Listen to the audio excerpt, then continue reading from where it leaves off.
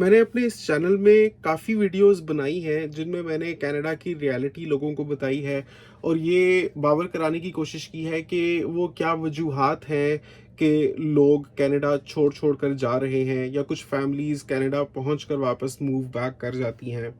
उन वीडियोस को काफ़ी पज़िराई भी मिली है, लोगों को वो काफ़ी सच लगी हैं, क्योंकि मैंने बिल्कुल अपनी खालिस ऑब्ज़र्वेशन के साथ वो वीडियोस बनाई हैं। जैसा मैंने यहाँ आकर महसूस किया है, जो चीज़ें मैंने ऑब्ज़र्व किया, उन्हीं की बेसिस पे मैंने बनाई थी।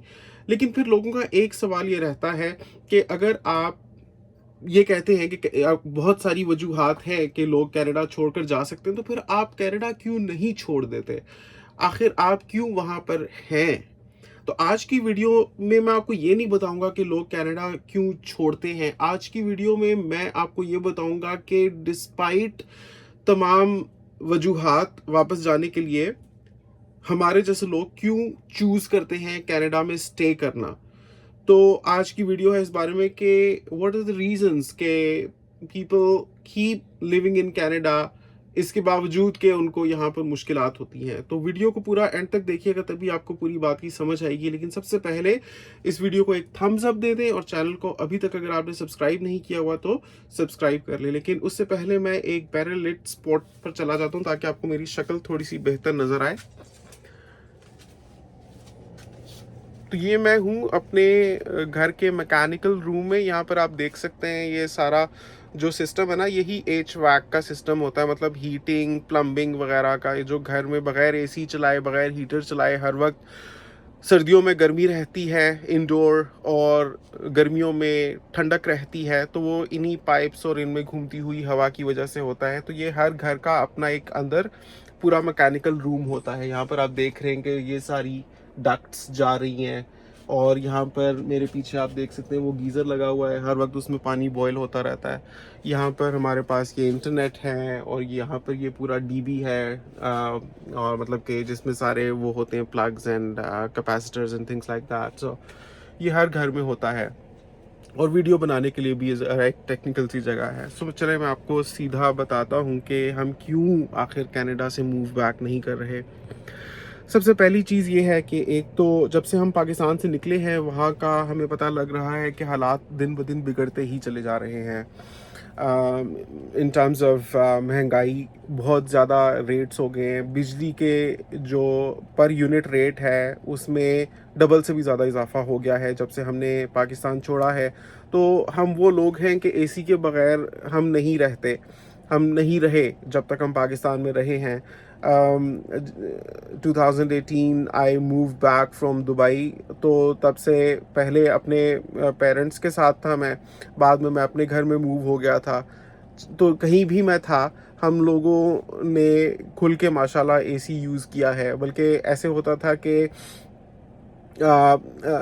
स्टार्टिंग इन ऑलमोस्ट लाइक मई से हम स्टार्ट कर देते थे, देन जून, पूरा जुलाई, अगस्त, सितंबर एंड समटाइम्स अक्टूबर तक हमारा ऐसे चलता था कि शुरू शुरू में तो हम परवाह करते थे कि जो दिन दिन का टाइम है उसमें ज़रा कम एसी चलाएं, क्योंकि रात में जब मेरे ख्याल में 10:30 के बाद से लेके थोड़ा सा रेट यूनिट्स का डाउन हो जाता था तो फिर वो सुबह तक चलता रहता था एसी। लेकिन जब वो बहुत ज़्यादा हबस हो जाती है फिर हमारा फुल टाइम ही समझ लेके चलता रहता था।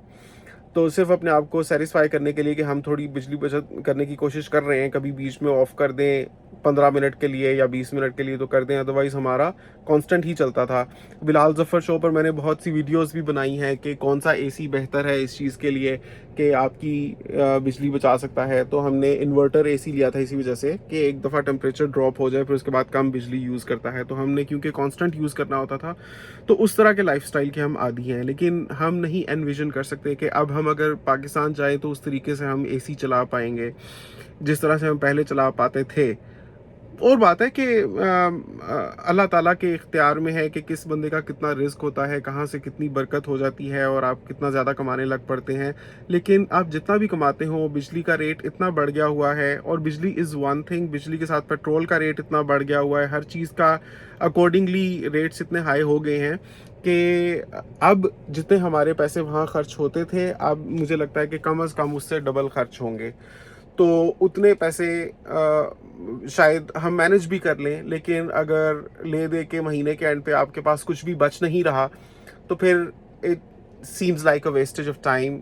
मुझे लगता है कि ज़िंदगी में कॉन्स्टेंटली ग्रो करते रहने के लिए और अपने आप को एम्पावर्ड रखने के लिए, अपने लिए ऑप्शंस ओपन रखने के लिए इट्स इम्पॉर्टेंट कि आप इतना कमा रहे हो कि आप कुछ ना कुछ ज़रूर सेव कर रहे हो, चाहे वो even if that means just 10,000 rupees a month, but there should be some kind of saving.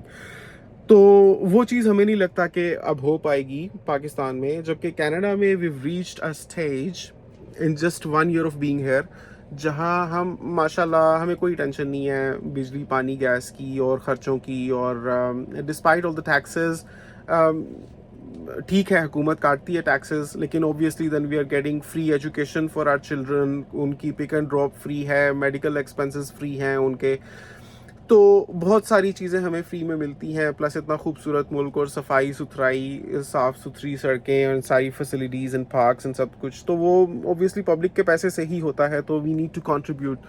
तो लेकिन बात देखने की ये है कि डिस्पाइट ऑल द टैक्सेस हमारे पास माशाल्लाह इतनी अर्निंग होती है कि हम अच्छे से अच्छा यहाँ पर खाते हैं, अफोर्ड करते हैं, हम रह सकते हैं जिधर चाहे। वो तो हम अपनी मर्ज़ी से यहाँ पर अभी बेसमेंट में रह रहे हैं कि अच्छा है, यहाँ पर ज़रा सेविंग हो जाती है, वरना we can even within अभी जो माशाल्लाह हमारा इनकम का सिस्टम है यहाँ पर, we can even live in a condo और टाउन हाउस, और जो भी हमें अगर हम प्रेफर करते हो, लेकिन हम खुद चाहते हैं कि यार अगर कुछ बच जाए तो वो ज़्यादा अच्छा है, rather than because wherever we move that's not going to be our home, right?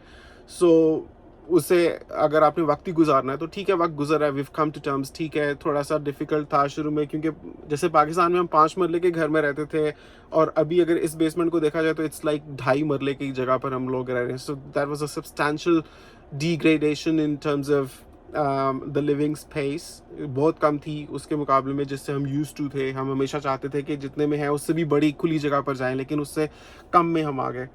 लेकिन इंसान में बहुत फ्लेक्सिबिलिटी एंड एडजस्टेबिलिटी, अडेप्टेबिलिटी होती है, तो हम कहीं ना कहीं सीख गए हैं रहना।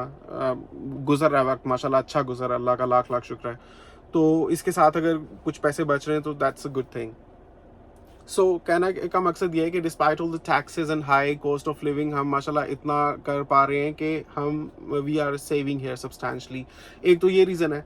सेकेंडली ये कि पाकिस्तान में जब तक हम थे एक सिस्टम चालू था, एक हमारा जो भी बिजनेस था या जो सर्विसेज थी, सब कुछ we can go and try to resume them from the point we had left, लेकिन इट विल टेक अगेन एक एनर्जी एंड देन अगेन मैं जैसे कि बताया हूँ आपको कि पहले उतने में जितना हम सेव कर पाते थे, अब क्योंकि कॉस्ट ऑफ लिविंग हमारा डबल हो चुका होगा तो वो चीज़ पॉसिबल नहीं है।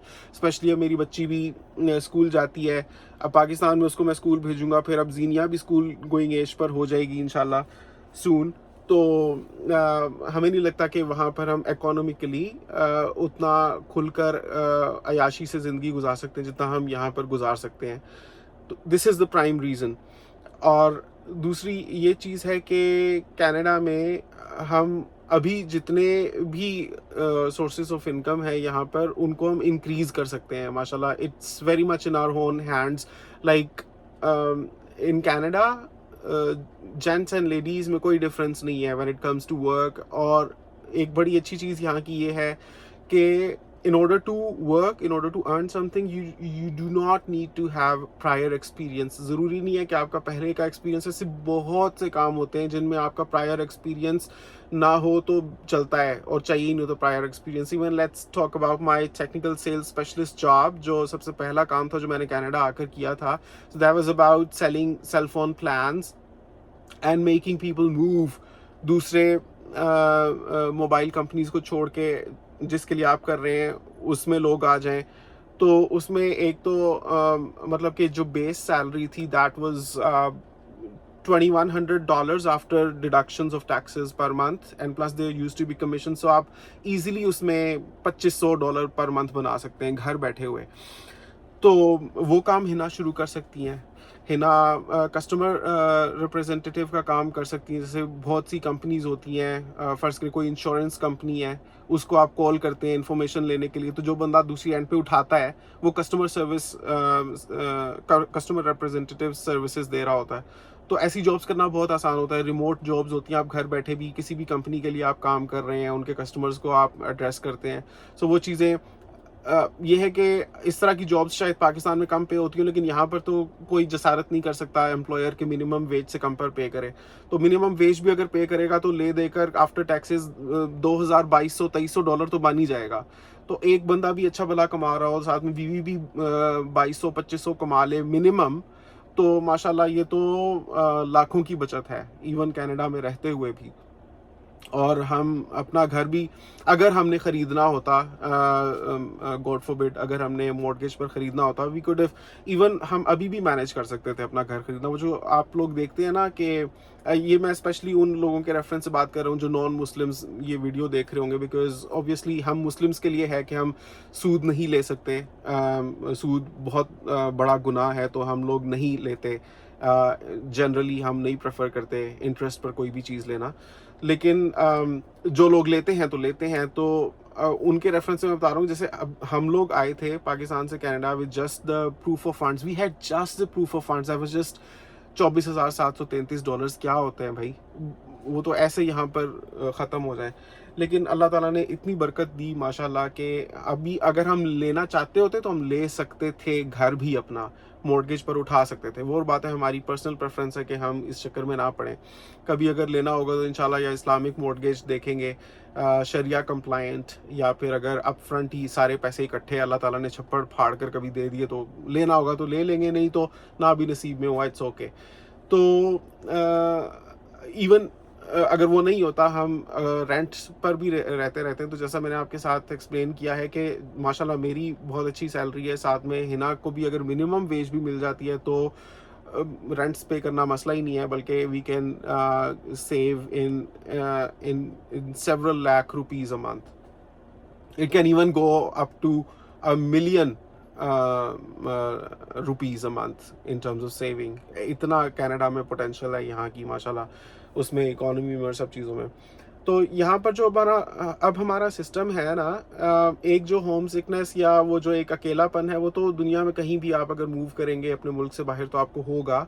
लेकिन हैविंग सेड दैट, जो हम एक इक्विलिब्रियम अचीव कर चुके हुए हैं, एक बैलेंस अचीव कर चुके हुए हैं economically, and we've come to terms with this culture, और जिस तरह से इस इन्वायरमेंट में कैसे मूव करना है। कल्चर शॉक का एक फेज़ आता है जब आप अपने मुल्क से बाहर मूव करते हैं, लेकिन फिर जब वो कल्चर शॉक का के फेज़ से आप बाहर निकलते हैं, then you start living normally. और फिर अब हमारे लिए it's been just 1 year and 2 months here, लेकिन we can already start to see के it's difficult for us to move back, क्योंकि हम माशाल्लाह यहाँ पर सेट हैं। अपना घर यहाँ पर ना होते हुए भी हम यहाँ पर सेट हैं माशाल्लाह।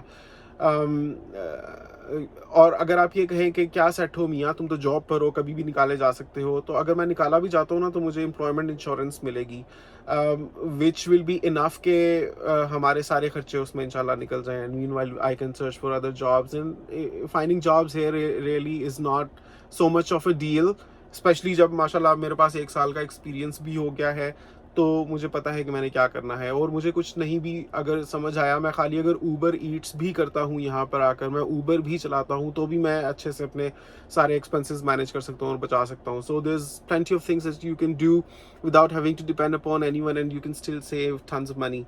तो यहाँ का लाइफस्टाइल इस किस्म का है। फिर बच्चियों की पढ़ाई की कोई टेंशन नहीं है कि हमें कोई अच्छे से अच्छा स्कूल ढूंढना है या उसको खुद पिक एंड ड्रॉप करना है या महंगी महंगी फीसें पे करनी है, तो वो सिस्टम एक चल रहा है मज़े से साथ साथ।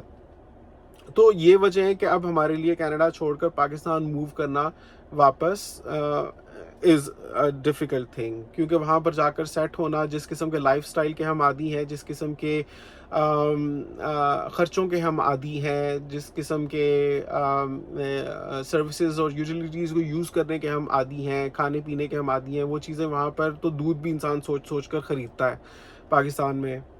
देव बिन टाइम्स, मैं खुद हालांकि हमने माशाल्लाह we already always been above average people in Pakistan, लेकिन हमें भी इम्पैक्ट महसूस होता था उस वक्त तक भी, मतलब 2023 तक भी, कि दूध महंगा हो रहा है, पेट्रोल महंगा हो रहा है। तो for somebody who is not making that much, या जो पेरोल पर हैं, उन लोगों के लिए मैं समझ सकता हूँ कि बहुत ज़्यादा मुश्किल है। मैं my heart goes out to all those people जो इस महंगाई से डील कर रहे हैं। अल्लाह ताला सबके रिस्क में बरकत दे, अल्लाह ताला सबको ज़्यादा से ज़्यादा छप्पर फाड़ कर दे और सबको ज़्यादा से ज़्यादा अता फरमाए और सबके लिए आसानियाँ पैदा करे। We are in really difficult times in all respects, economically, politically, हर लिहाज से बहुत चैलेंजिंग हुआ है लोगों के लिए। तो सबके लिए मेरी दिली तमन्नाएँ हैं कि अल्लाह ताला सबके लिए आसानियाँ करे। अब यहाँ पर मज़ीद सेट होने के लिए एक तो ये चीज़ हम कर रहे हैं, अभी हिना G1 टेस्ट के लिए तैयारी कर रहे हैं ड्राइविंग के। तो बिकॉज़ अच्छा था अगर आते ही दे दिया होता, बिकॉज़ उसके बाद एक टाइम फ़ेज़ है जो आपको गुज़ारना होता है, then you can apply for appear for the G test. G2 के लिए तो आप इंस्टेंटली कर सकते हैं, but then from G2 to G भी आपको there is some time that आपको स्पेंड करना पड़ता है, उसके बाद आप उस टेस्ट में अपीयर हो सकते हैं। Then once you get the G licence, that is the stage when आपकी इंश्योरेंस भी कम बनती है। वरना मेरा एक कलीग है, उसके पास अभी G2 लाइसेंस है और उसकी इंश्योरेंस बन रही है $400 एंड दैट्स टू मच।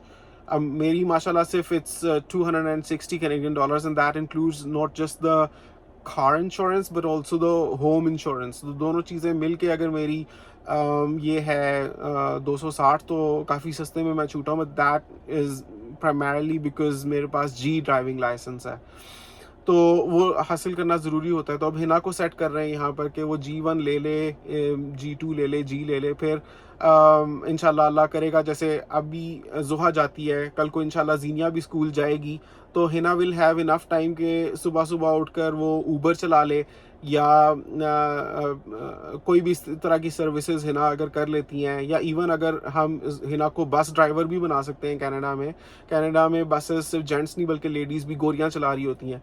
तो it happens after getting the G licence के देयर इज अ प्रोसेस के आप उसके बाद बस का लाइसेंस लेते हो, बस ड्राइविंग का। तो इंशाल्लाह it's getting this G1 licence is the first step toward that destination के अगर कल को हम हिना को बस ड्राइवर भी बना देते हैं, तो even if she can give some limited hours in a day, क्योंकि बच्चे सुबह चले जाते हैं तकरीबन 8:30 बजे और 3 बजे वापस आते हैं स्कूल से। तो जब दोनों बच्चियां चली जाएंगी, Hina will have ample time के वो कुछ इंशाल्लाह कर सके और वो भी पैसे कमा सके without having to contribute money toward the day care and all that, because children would already be taken care of by the schools. तो हिना को बस ये है कि अच्छे खासे घंटे मिल जाएंगे पैसा कमाने के लिए, इफ़ शी चूजेस टू। वरना अगर नहीं भी करती तो कोई मजबूरी नहीं है, but if she chooses to, by all means मेरी तरफ से तो इजाज़त है। तो इंशाल्लाह ताला उसके लिए भी अभी फिर G1 दे रही है। So we see ourselves really growing here. और अभी मैं देखता हूँ जॉब्स, तो माशाल्लाह बहुत ज़बरदस्त पे स्केल्स मैं देख रहा हूँ कि jobs are advertised for pays ranging from 130,000 Canadian dollars upwards of 160,000 Canadian dollars per year, जिसका मतलब है कि आपके हाथ में टैक्सेस कट कटा कर भी कम से कम 7-8 हज़ार या उससे भी ज़्यादा डॉलर्स आ जाएंगे। तो ये बड़ी ज़बरदस्त चीज़ है, बिकॉज जो यहाँ का एक नॉर्मल फैमिली का 4 बंदों की जैसे हमारी फैमिली का एक्सपेंस है ना, तो that is close to 4,500 Canadian dollars। तो अगर एक बंदा आप सोचेंगे आफ्टर टैक्सेस 8,000 कमा रहा हो और साथ में दूसरा बंदा भी कमा रहा हो, उसके भी आफ्टर टैक्सेस मुश्किल से 2,000 भी अगर वो कमा लेता है, वरना तो Hina can also earn up to anything, but let's say 8 plus 2, it makes 10,000 Canadian dollars a month. So it's like a saving of 5,500 a month. तो आप सोच सकते हैं this crosses $1 million in terms of saving. That's what I'm talking about. तो यहाँ पर है growth का पोटेंशियल, सैलरीज बहुत अच्छी हैं डिस्पाइट सारे टैक्सेस वगैरह सब कुछ ना बहुत अच्छा है।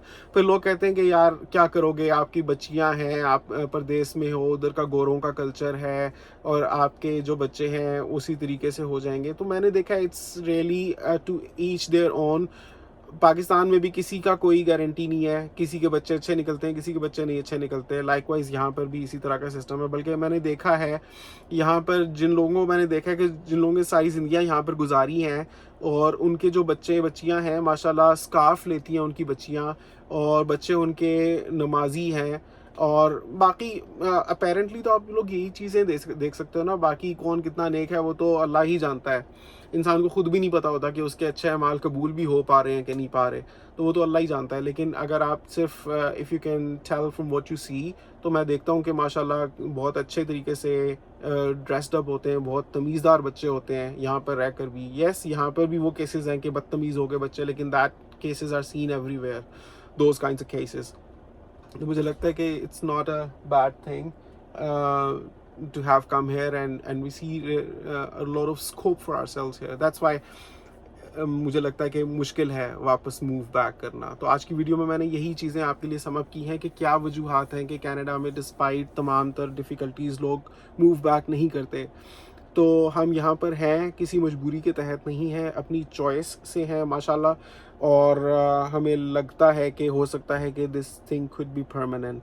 मतलब हम लोग जा सकते हैं वापस मिलने के लिए अपने पेरेंट्स को, अपने बहन भाइयों को, अपने दोस्त रिश्तेदारों को, बट टू से कि हम बोरिया बिस्तरा बांध कर बस परमानेंटली मूव बैक कर जाएंगे, that looks difficult for all the reasons जो मैंने आपके साथ इस वीडियो में शेयर की हैं। अगर आप जानना चाहते हैं कि वो कौन सी वीडियोस हैं, if by chance you not seen, कि मैंने जिन वीडियोस में बताया है कि लोग क्यों कनाडा से मूव बैक करते हैं और कभी कभार हमें भी क्यों ख्याल आता है, तो वो मैं अभी फिर एंड स्क्रीन में दे देता हूँ। इफ़ नॉट सीन तो आप देख सकते हैं। और आप बताइएगा कि आपको ये वीडियो कैसी लगी है, मज़ीद किस बारे में आप मुझसे जानना चाहते हैं वो भी ज़रूर बताइएगा। I think I need a haircut, आपको लगता है? या मैं सोच रहा हूँ इस बार बाल बढ़ा ही लूँ, क्योंकि एक दफ़ा बाल कटवाने के यहाँ पर $40 लगते हैं। तो मुझे लगता है इस बार मैं लंबे कर लूँ माशाल्लाह। वैसे ना ये मैंने एक नया शैम्पू यूज़ करना शुरू किया है, तो उसकी वजह से बहुत मज़े का टेक्सचर हो गया बालों का, मुझे टच करके मज़ा आ रहा है। तो मुझे लग रहा है कि मैं बढ़ा ही लूँ एक दफ़ा ही, रादर देन हैविंग टू हर मेरे माशाल्लाह ग्रो भी बहुत जल्दी हो जाते हैं।